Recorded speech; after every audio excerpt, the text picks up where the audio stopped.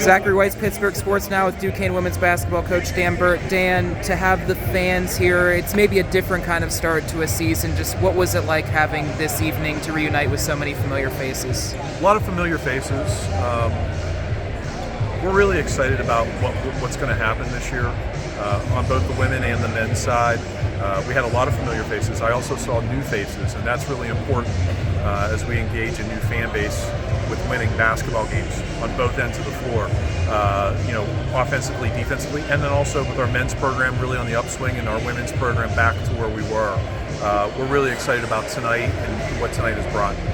How excited is it? You mentioned the stat about returning 98% of so many meaningful stats, but you have so many new wrinkles as well. How, as a coach, is that blend an exciting brand for you?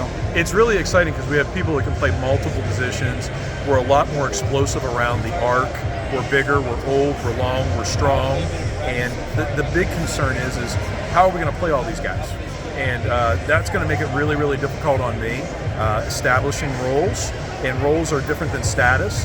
And we actually have a role meeting on Sunday to talk about, so everyone clearly understands what their defined role is right now, and that can change over the course of the season. When you execute a practice now, how much more focused is that urgency in practice or those drills in practice, understanding what is on the line on a daily basis? Well, we return so much that our guys know our system pretty much. Basically, we're playing a faster version of our system.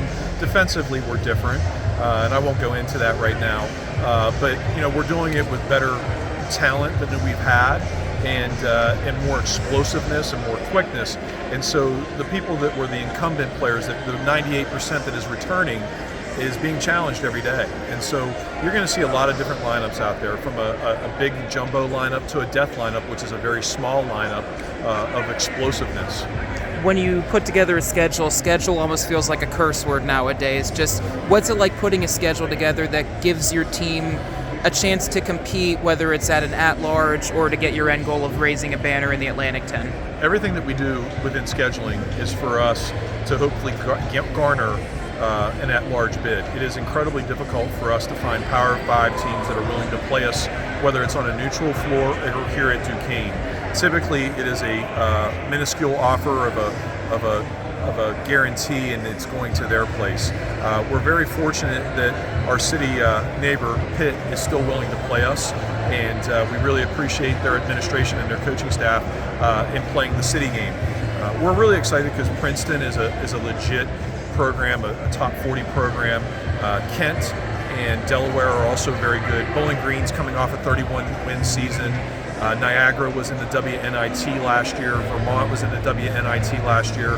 And we go to New Orleans at Christmas time and we play a very good Tulane team that'll be a top 100 opponent. And then Maine and Arkansas Little Rock are typically at the top of their leagues, respectively. And so we'd like to always improve our schedule, but we're really happy with the quality and the depth of our schedule this year.